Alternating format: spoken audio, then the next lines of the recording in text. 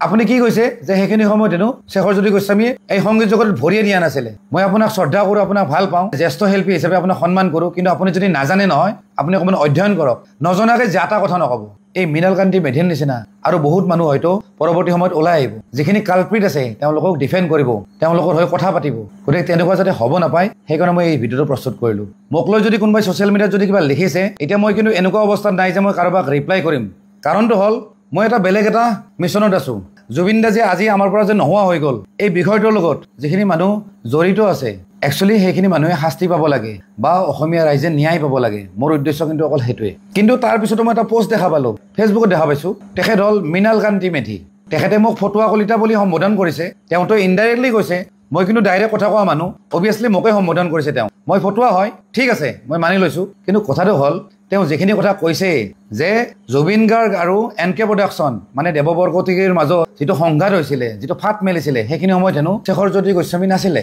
মৃণাল কান্তি দাদা আপোনাক মই এটা ৰিকুৱেষ্ট কৰোঁ যিখিনি সময়ত জুবিন দা আৰু দেৱবৰকটকী মানে এনকে প্ৰডাকশ্যনৰ মাজত যিটো সংঘাত হৈছিলে সেইখিনি সময়ত কিন্তু শেখৰজ্যোতি গোস্বামী আছিলে আপুনি কি কৈছে যে সেইখিনি সময়ত হেনো শেখৰজ্যোতি গোস্বামীয়ে এই সংগীত জগতত ভৰিয়ে দিয়া নাছিলে মই আপোনাক শ্ৰদ্ধা কৰোঁ আপোনাক ভাল পাওঁ জ্যেষ্ঠ শিল্পী হিচাপে আপোনাক সন্মান কৰোঁ কিন্তু আপুনি যদি নাজানে নহয় আপুনি অকণমান অধ্যয়ন কৰক নজনাকে যাতা কথা নক'ব আৰু মই এটা কথা কওঁ দেই যিটো মই ভিডিঅ' বনাইছিলোঁ সেই ভিডিঅ'টোত কৈছিলোঁ যে কাৰোবাৰ যদি ডাউট আছে তেতিয়াহ'লে সেই সময়ৰ মানুহখিনিৰ লগত অকণমান ডিছকাছ কৰক হয়নে নহয় মই যদি অলপো যদি মিছা কথা কৈছোঁ নহয় মোক আপোনালোকে যি শাস্তি দিয়ে আৰু এইখিনিতে মই এটা কথা কওঁ দেই এই যে মই ভিডিঅ'টো আজি প্ৰস্তুত কৰিছোঁ তাৰ উদ্দেশ্য কিন্তু অকল মৃণাল কান্তি মেধি নহয় সমালোচনা কৰা মোৰ সময় নাই বিশ্বাস কৰক মোৰ মনটো বহুত বেয়া লাগি আছে আৰু মই মেণ্টেলি বহুত দুৰ্বল এই ভিডিঅ'টো বনোৱাৰ এটাই উদ্দেশ্য এই মৃণাল কান্তি মেধিৰ নিচিনা আৰু বহুত মানুহ হয়তো পৰৱৰ্তী সময়ত ওলাই আহিব যিখিনি কালপ্ৰিট আছে তেওঁলোকক ডিফেণ্ড কৰিব তেওঁলোকৰ হৈ কথা পাতিব গতিকে তেনেকুৱা যাতে হ'ব নাপায় সেইকাৰণে মই এই ভিডিঅ'টো প্ৰস্তুত কৰিলোঁ গতিকে ধন্যবাদ জয় অসম